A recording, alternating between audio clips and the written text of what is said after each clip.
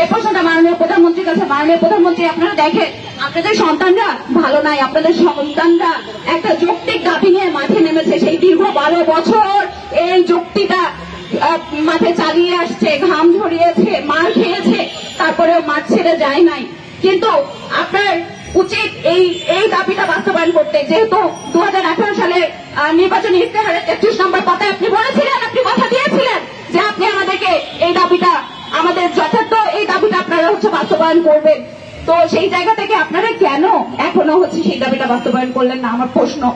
আপনারা নিশ্চয়ই এই কোশ্চেনের আনসার দিয়ে যাবেন। এবং মাননীয় প্রধানমন্ত্রী, প্লিজ আপনি আমাদের এই যে আমাদের ছাত্র সমাজ আজকে মাঠে নেমেছে একটা যৌক্তিক দাবি নিয়ে, আপনি আমাদের এই যে চাকরিতে প্রবেশের সময়সীমা সেটা 30 থেকে বাড়িয়ে 35 করবেন, যাতে করে আমরা উদ্যোক্তা তৈরি হতে পারি, যাতে করে আমরা মুক্তভাবে আমাদের চিন্তা করতে পারি। এটা শুধুমাত্র সরকারি চাকরি না, আমরা যাতে করে পড়াশোনা শেষ করার পরে, আমাদের এডুকেশন শেষ করার পরে আমরা যাতে করে ভাবতে পারি উদ্যোক্তা হিসাবে, যাতে করে আমরা স্পেস পেতে পারি।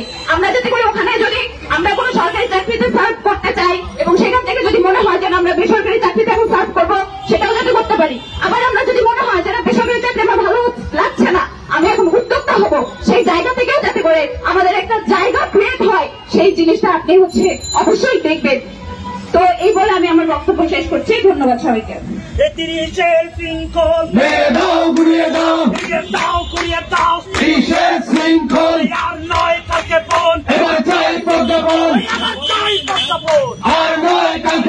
নির্বাচনী ইশতেহার পালন করতে হবে। নির্বাচনী ইশতেহার 1, 2, 3, 4 25 আমার অধিকার, 25 আমার অধিকার, 1, 2, 3, 4 পদ্মা মেঘনা যমুনা, 25 আমার ঠিকানা, 25 আমার ঠিকানা, পদ্মা মেঘনা যমুনা। ওই action to action, direct action, 35 এর অ্যাকশন, ডাইরেক্ট অ্যাকশন, তরুণ সমাজের অ্যাকশন, ডাইরেক্ট অ্যাকশন। প্রিয় সহযোগিতা ভাই বোনেরা, চাকরিতে আবেদনের বয়সীমা স্থায়ীভাবে বৃদ্ধি চেয়ে এবং আমাদের নিরপরাধ 24 জন শিক্ষার্থী নামে মিথ্যা মামলা প্রত্যাহারের দাবিতে আজকে ঢাকা বিশ্ববিদ্যালয়ের রাজু ভাস্কর্যের পাদদেশে থেকে আমাদের আজকে বিক্ষোভ মিছিল পরবর্তী আমাদের সমাবেশ এবং পরবর্তী কর্মসূচি ঘোষণা করা হবে। এই পর্যায়ে কুষ্টিয়া বিশ্ববিদ্যালয় থেকে আগত হাবিবুল্লাহ বাহারকে কেন চাকরিতে আবেদনের বয়সীমা স্থায়ীভাবে বৃদ্ধি করা প্রয়োজন, আমরা তার মুখ থেকে শুনতে চাই।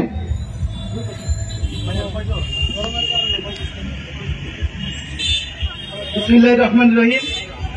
সুপ্রিয় 35 প্রত্যাশী শিক্ষার্থী ভাই ও বোনেরা এবং সামনে উপবিষ্ট আছেন ইলেকট্রনিক ও প্রিন্ট মিডিয়া এবং জননিরাপত্তা বাহিনী, আইন শৃঙ্খলা বাহিনীর প্রত্যেক ভাইকে এবং আরো উপস্থিত আছেন আমাদের মেহনতি মানুষ, গরিব দুঃখী, কৃষক, শ্রমিক এবং রিক্সা চালক, ভ্যান চালক, সবাইকে জানাচ্ছি আমার অন্তরের অন্তঃস্থল থেকে আজকের এই ভারাক্রান্ত মুহূর্তের শুভেচ্ছা।